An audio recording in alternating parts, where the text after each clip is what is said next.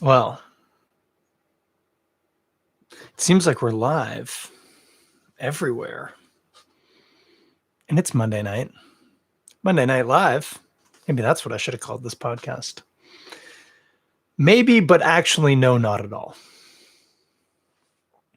No, indeed, it is the Toronto Beer Podcast, as always, Monday night, just a shade before 9 p.m. But Kevin's in here with us. What's up, bud?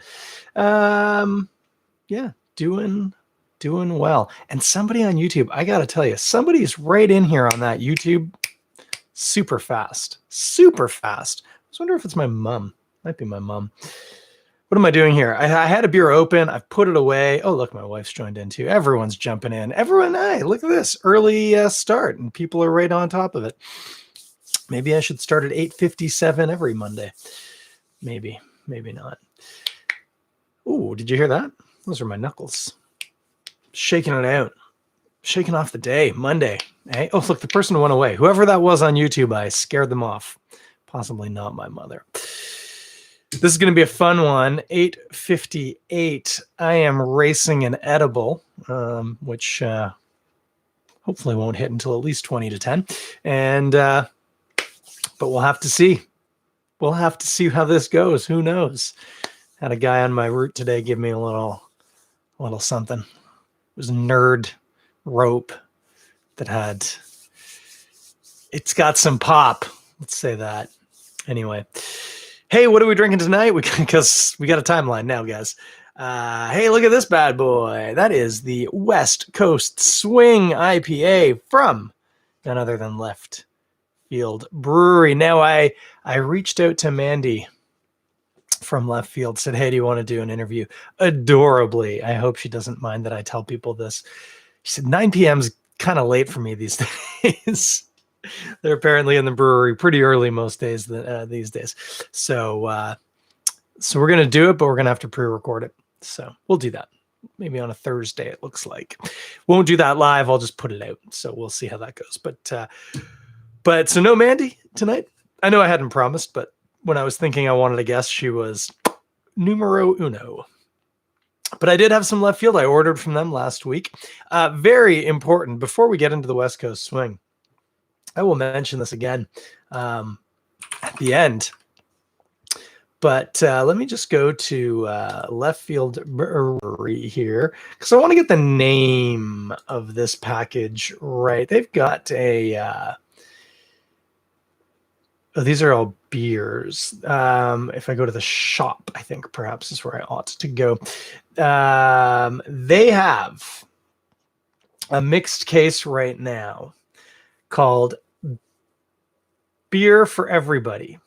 The BWIM 6-pack, which is the Black Women in Motion. 1770, you get a 6-pack. What's in it? Glad you asked. Bang Bang, Go Ahead, Greenwood, Laser Show, O'Neill, which is a stout, which I nearly did tonight, but I felt like something a little bit hoppy. And Gigante, which is actually what I was drinking before I started. One of each. Nice 6-pack. And I bet if I click into this, it'll tell me $2 from every 6-pack sold goes to the Black Women in Motion's work to empower and support the advancement of Black women and survivors of sexual violence in Toronto and beyond. Fantastic group, Black Women in Motion. And you can also opt when you make your order online to throw a donation straight in there as well. So I would encourage you to do that. But take a look, see. 6 fantastic beers, raising money for a good cause. I can't think of a better choice. However, I also ordered some of the West Coast Swing. And I've done, like I said, I wanted something hoppy. I've done Greenwood and Laser Show. I think I've done Laser Show like 2 or 3 times. So I wanted to do something, and this is new, at least new to me, and probably new to you. So yeah, this is a West Coast style IPA, I assume, and let's get into it. There we go. I got my IPA glass, but it just came out of the dishwasher. It might be very squidgy on the inside. No, it looks good. It looks like our dishwasher is doing a very adequate job of sheeting the liquid out of the inside of the glass. Have I spoken too soon? I have not. That is a very clean glass. I should do that all the time. In a Spiegelau IPA glass, because we are drinking an IPA. So why not? What do we got here? Honey yellow. It's a very honey yellow color, touching on orange in the middle. Not hazy, not hazy. I mean, it's not clear, but not brilliant. But it's fairly clear. Paid no attention to the pour, so I didn't really develop much in the way ahead. I'm just going to spin one up here. Yeah, so that's a nice, dense white head. Very nice. And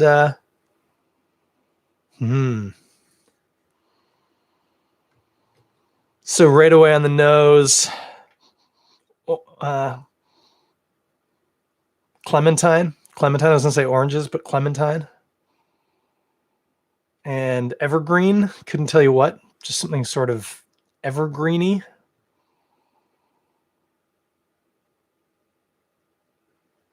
Maybe some lychee fruit. Let's give a sip.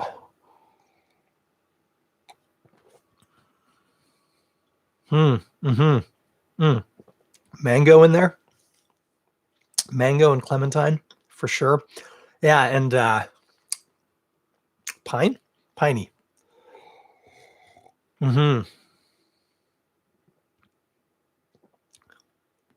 Yeah, quite resinous, in fact.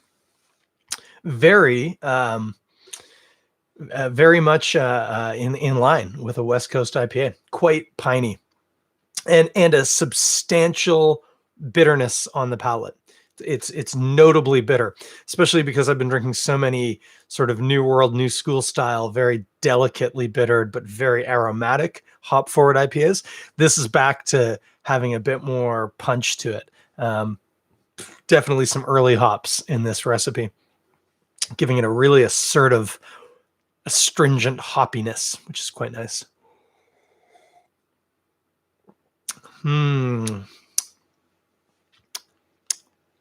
Yeah, sort of secondary flavors. There's mango in there, some lychee,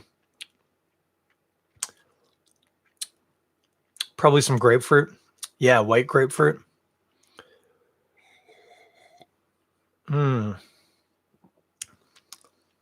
Looking for malts here. Just a glimmer of sort of just sweet cereal-y malt, like malted barley. It's not caramelly. It's not bready particularly. Just a little bit of cereal malts. You got to go looking for them, though. This is a hop show. Welcome to the hop show. Barley need not apply. I had a dog named Barley. I didn't even name him. He came with that name. Who knew? Now I have a dog named Ginger. Apparently, I've got a thing with dogs with edible names, although our other dog was called Boston. So, can't eat Boston. You can eat baked beans. That's a Boston thing, isn't it? What are some other Boston culinary delights? Is there a Boston-style pizza? Like Chicago or New York or Detroit? Detroit, hot. So hot right now, Detroit pizza.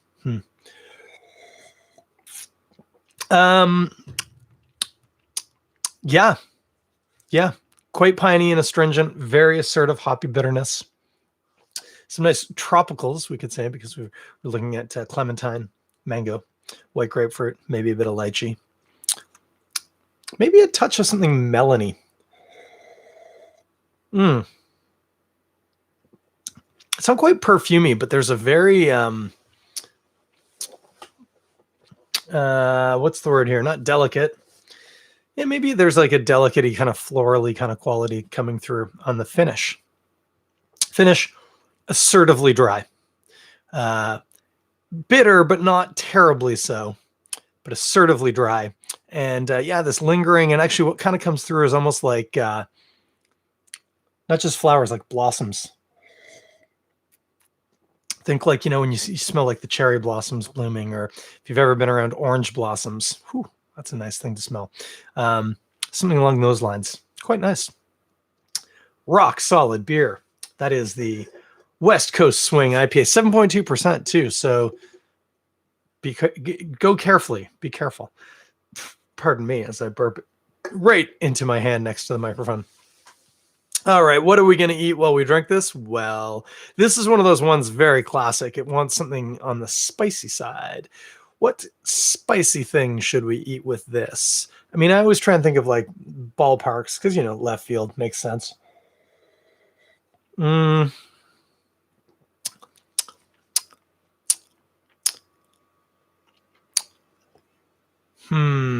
something spicy. It's interesting because the tropicals are what are giving me pause. This isn't going to be a ballpark spicy thing, by the way.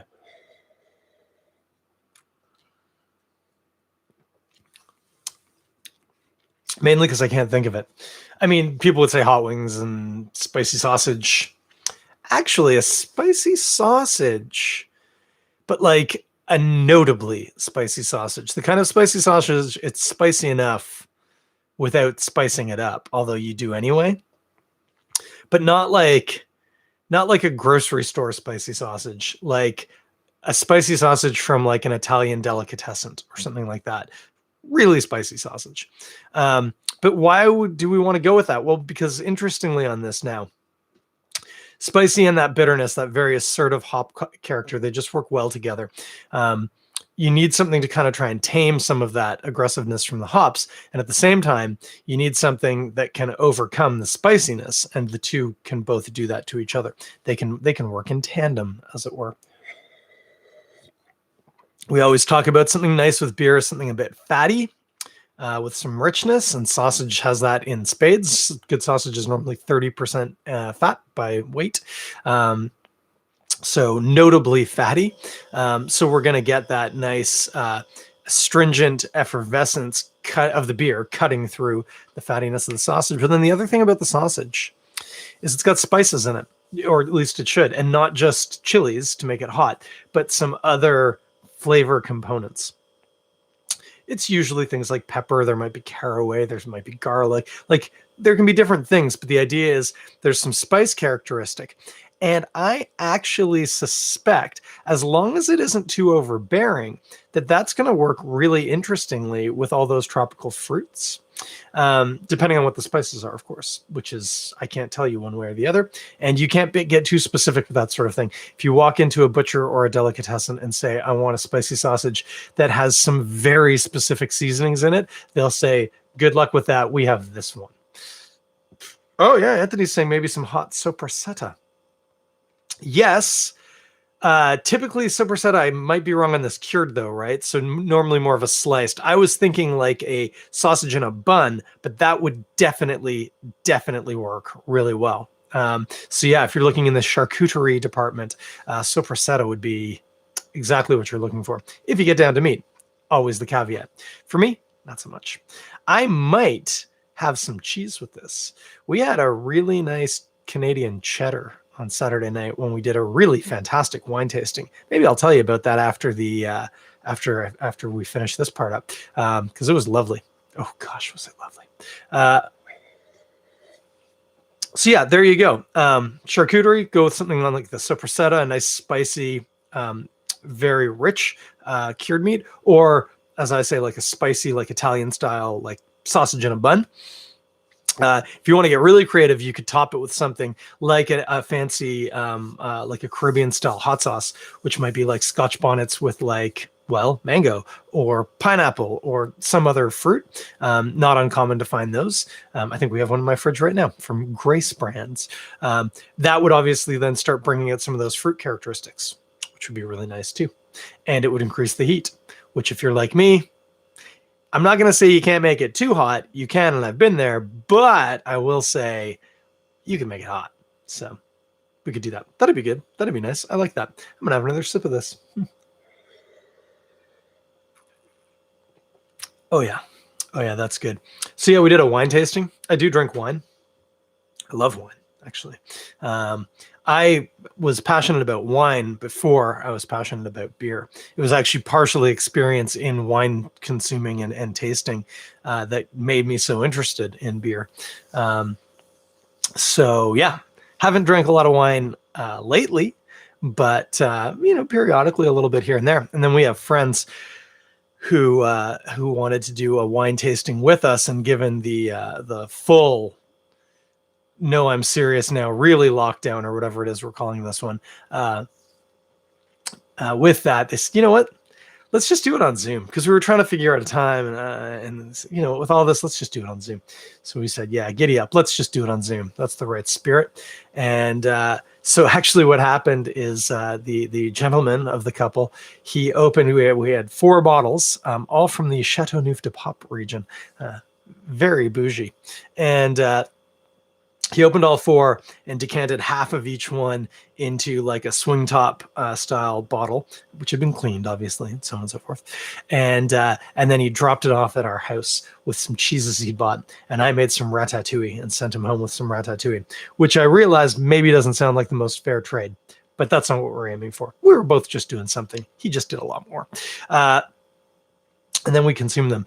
And it was great because we did it very formal. So we had the 4, the bottles were numbered, but Paul, I've just doxed him. I think I called him the gentleman earlier. His name's Paul.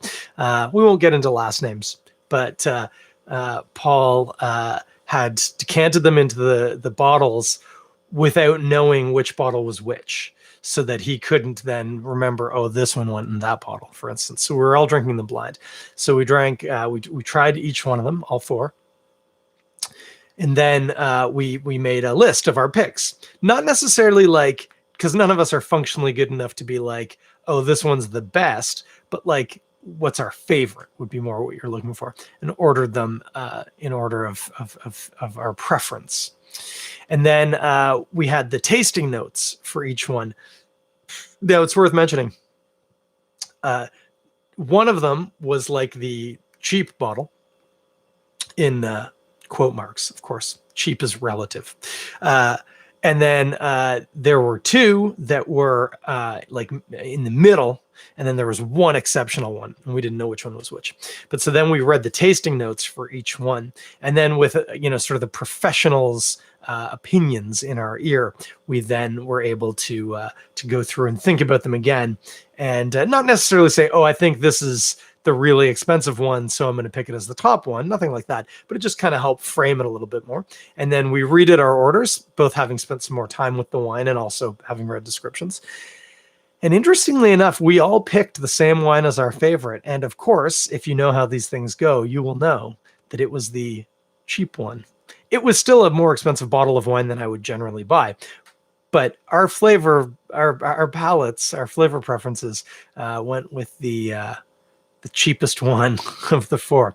Incidentally, Paul and I both had the most expensive one as our second. So maybe I don't know what I'm talking about. Maybe they're all good. I don't know. But it was a real fun time. And we had some nice cheeses with it. All Canadian. So we had some Charlevoix, which was like a brie, like creamy, soft with a nice rind. We had, I can't remember the name of it. It was an XO.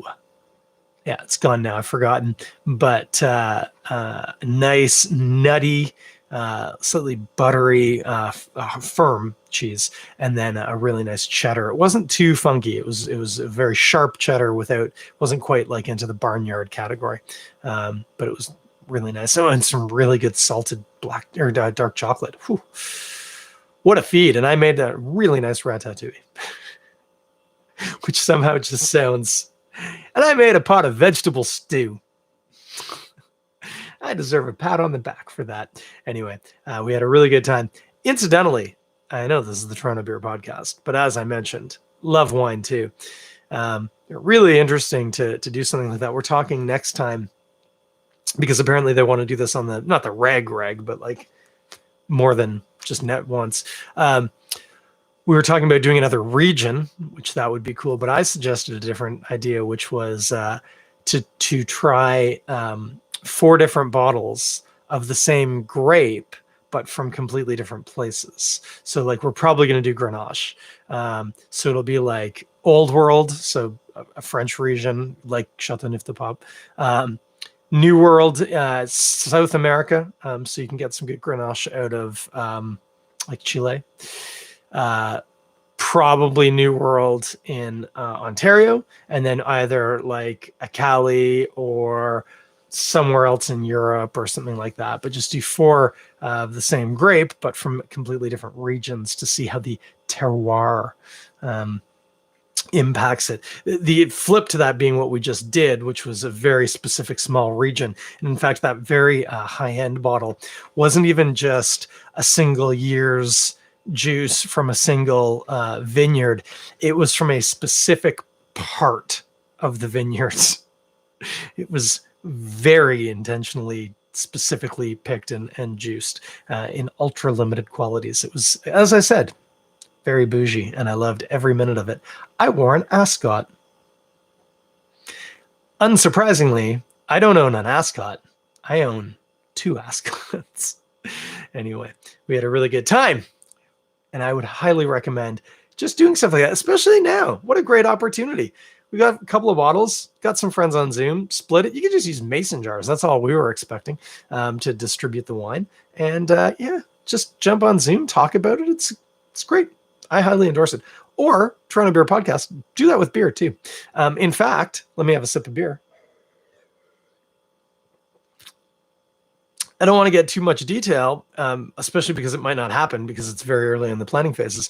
But I'm talking about doing exactly that with a brewery, where myself and somebody from the brewery and somebody from a hop producer, we're not going to get too specific. Again, don't know if it's happening, but would host like a sort of a Zoom call, and people would be able to buy online. You'll buy the kit, which will give you like a couple of beers, a glass, some notes in there, maybe, I don't know, some food or something. I don't know how that part will work. We, again, very early days, but you order it, gets sent to you, that gets you on the list. You get sent the link to the meeting, time and place. You jump in the meeting, you've got the beers, we drink them together. We talk about them from different perspectives, the hop grower, the brewer, the guy who has self-proclaimed himself to be smart. And then, there will probably be an open conversation point. People can jump in and share themselves. And really, really fantastic time. So I'm hopeful that goes through. As I say, talking about it, hoping to make it work. Obviously, if I do, you'll hear about it here. But yeah, you can do something like that on your own. You don't need to wait for me to do it. Even because we know what the supply of the LCBO is, you don't even have to break things up. You could, with a friend or a few friends in a group text, agree on like 4 beers or 6 beers that you can get at your local LCBO. You all go out, get it yourself at the appropriate time. You can sit down and do it. You could all order from the same brewery and just make the same order. Hey, I got to tell you, what we've learned from Zoom is this stuff's actually easy to do. So you should do it. It'd be a fantastic opportunity. That's my hot take tonight. Plan yourself a beer or a wine tasting on Zoom with some friends. And toast me when you do it. No, whatever. But have fun with it. That could be really nice. It is 9:20 by my clock. I've still got at least 20 minutes. Still feel fine, but I think I don't want to tempt fate. This has been going over 20 minutes. I'm going to have a sip of beer and wrap things up. Wrap things up like an elf. That's what I should have said. But live and learn.